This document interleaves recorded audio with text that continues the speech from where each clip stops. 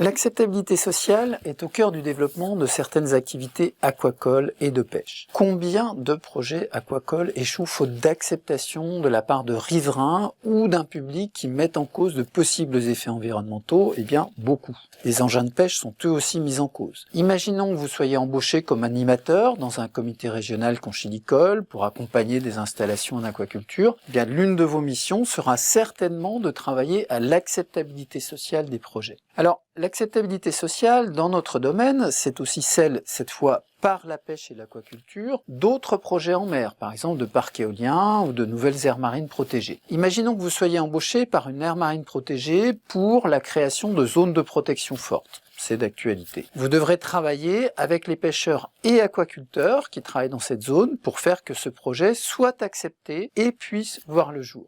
Une question que je souhaiterais vous poser, construire l'acceptabilité sociale d'un nouvel usage en mer, une nouvelle exploitation aquacole, un nouvel engin de pêche, un parc éolien offshore, une aire marine protégée, est-ce que c'est A, le faire accepter, ou B, le rendre acceptable? Eh bien, il n'y a qu'une seule bonne réponse, c'est la B.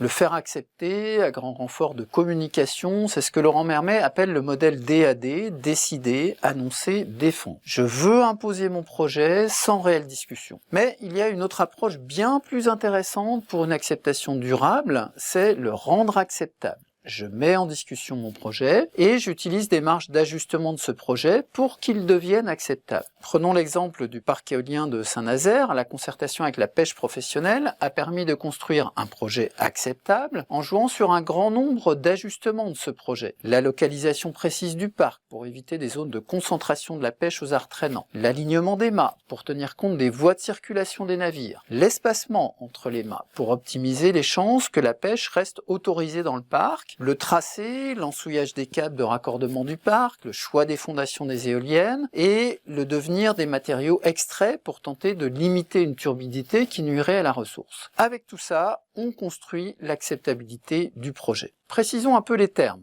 On distingue l'acceptabilité, est-ce que c'est potentiellement acceptable, de l'acceptation, est-ce que au final le projet est accepté. On parle de dispositifs et de stratégies d'acceptabilité. C'est les moyens que l'on met en œuvre pour construire l'acceptabilité. De la communication, pour expliquer le projet, mais surtout beaucoup de dialogue pour décider de compensation, mesures d'accompagnement et surtout d'ajustement du projet. Enfin, il faut distinguer plusieurs niveaux d'acceptation en se donnant pour objectif d'aboutir à une acceptation réel. Anne Cadoret propose une échelle qui va d'une acceptation contrainte, qui engendrera sûrement des conflits ultérieurement, à une véritable appropriation du projet par des acteurs qui le comprennent et qui vont le soutenir. Plus le niveau d'acceptation est élevé, plus on met de chances de son côté pour que l'acceptation soit réelle et durable. Alors tout en bas de cette échelle, on a le rejet, synonyme de tension ou de conflit. Ce qui définit le conflit, c'est un passage à l'acte avec des manifestations conflictuelles. On manifeste,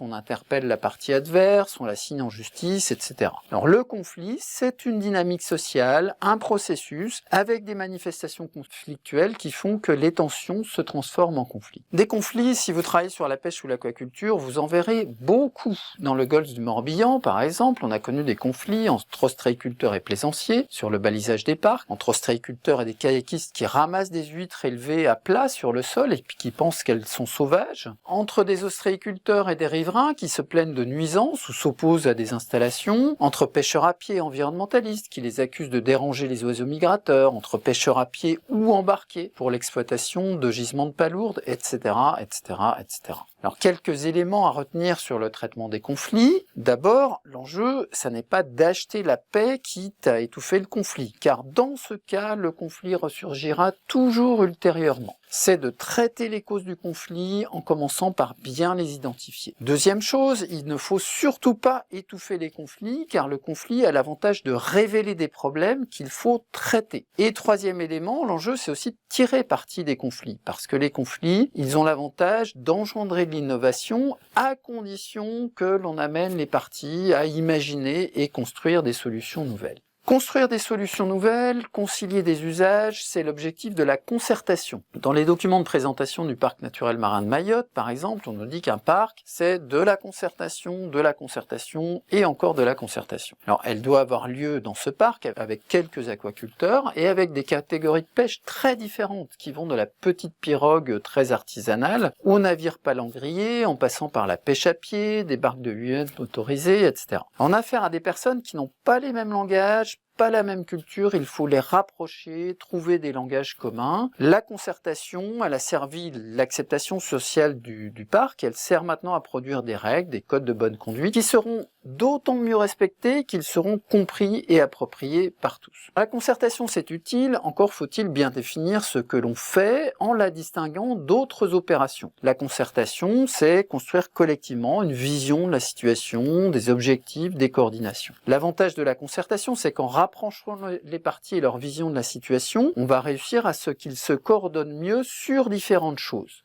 Donc la concertation suppose une vraie coopération entre les parties, et c'est cette coopération que vous devrez créer. Alors attention, on confond souvent concertation et consultation. Or c'est très différent. Consulter, c'est seulement demander un avis, des propositions. On confond même parfois concertation et communication. Communiquer, c'est transmettre un message, chercher à convaincre, c'est pas du tout de la concertation. La négociation aussi est différente. Négocier, c'est construire une décision acceptable par toutes les parties, dans une situation où on dépend les uns des autres. Mais cela se fait souvent dans la confrontation, alors que la concertation, ça suppose un climat de coopération qu'il faut savoir créer. Donc ne pas tout mélanger entre ces opérations, dire ce que l'on va faire ce que l'on a dit avec de vraies concertations, en prenant le temps nécessaire, en mobilisant des compétences en matière de concertation, c'est ça l'enjeu.